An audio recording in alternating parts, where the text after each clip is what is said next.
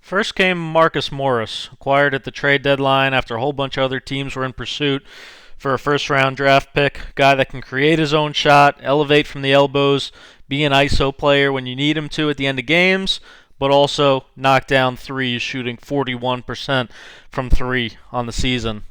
Much higher than that when he was in New York. Then came Reggie Jackson, signed as a free agent, another guy that can create his own shot. A shoot-first point guard for sure, but a guy that can also play off the ball, shoot when defenses go under screens, and shooting nearly 40% from three this season. Last, Joakim Noah, amazingly available all season, passed up by teams like the Celtics and Rockets, desperately in need of big men. One of the best passing bigs in the history of the league. Scooped up by Lawrence Frank and his brilliant front office, a guy with a non-stop motor. Hustle is a skill, I was once told by an NBA scout. Actually, speaking about Joakim Noah, a guy who just relentlessly plays hard the entire game. And then on top of it, former Defensive Player of the Year in the NBA, three-time All-Defensive Team. Did Joakim Noah put the Clippers over the top? In combination with Reggie Jackson and Marcus Morris. A great job by the Clippers front office getting a guy who can help bring them a championship. I'll take a deep look in this video at the three of them's performance in the scrimmage games and how I see that translating to the rest of the season and the playoffs for the Clippers. First, like I mentioned, Marcus Morris, another guy, just can get his own shot, play in the pick and roll, elevate at the elbows, spot up, make big-time threes, hugely improved three-point shooter. Look at Paul George's hustle here to keep it alive. Marcus Morris get his feet behind the line. Two for $1.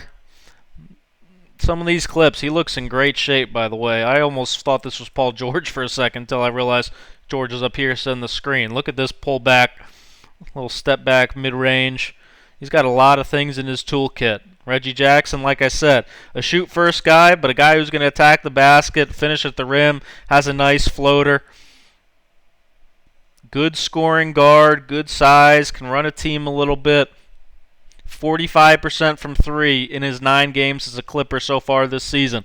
Like I mentioned, the floater. Really solid floater game. Played a ton of pick and roll under Stan Van Gundy in Detroit in his time there. But then also has the added benefit being able to play off the ball, being able to hit spot-up shots. Obviously with Kawhi, with Paul George, ball's going to be in their hands most of the time. If Reggie's a guy who can come off some screens, knock down threes, spot up, knock down threes, he's going to be really, really valuable. I admittedly was skeptical of his signing. I thought, he's a bit of a ball stopper. He has been inconsistent over his time in Detroit, but for what the Clippers got him as, basically a backup point guard, you can, I guess, occasionally throw out there as a starter, he looked really, really good. And then finally, Noah, like I mentioned, maybe my favorite piece. Marcus Morris, obviously the more talented guy, but nobody in the league sets better screens consistently than Noah. He's going to get a piece of you every single time. He's going to get in that pocket. He's going to make the extra pass, and he is great at that. He was Jokic before Jokic. 5.5 assists a game in 13-14. The season he came in 4th in MVP voting, by the way, when he averaged 13 points, 11 rebounds, almost 3 stocks a game.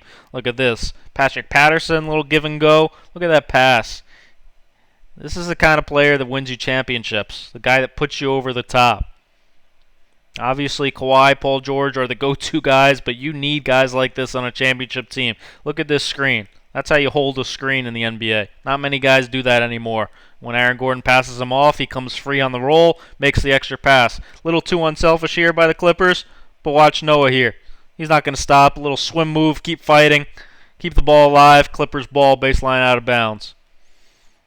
Constant ball reversals, constant movement. You're going to run a lot of the offense through him at the top of the key. Dribble handoffs. Screen. Evan Fournier, sorry, you're getting screened tonight.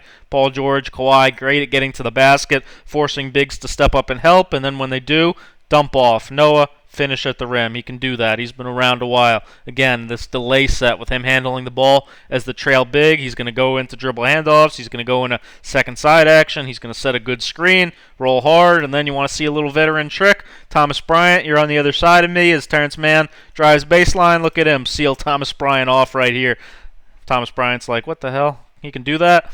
Yeah, he can. Again, swing the ball, set a screen. Rui, do I switch? Do I stay? Too late. Now I'm behind the defense. I'm going to go to the free throw line. Got to knock down those free throws, though. Something that little imperfection in his game. Again, look at the screen here for Coffee. You ask guards in the league who's the best screening big, Noah's going to be up near the top of that list. He's going to hit you every single time. You're going to get cracked. You're going against a guard, and then watch Mo Wagner here.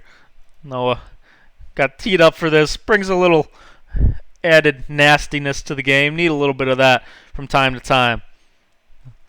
Somehow, this is not an offensive foul. This is an and one. I don't know. A terrible call here. But on top of that, like I said, a guy can also get to the basket, get to his little floaters, score, spin around.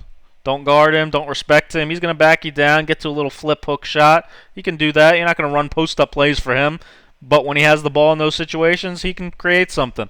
And then, like I said, big-time shot blocker, 3-time all-defensive player. Look at him contest the first shot and then get back in time. Block poor Mo Wagner again.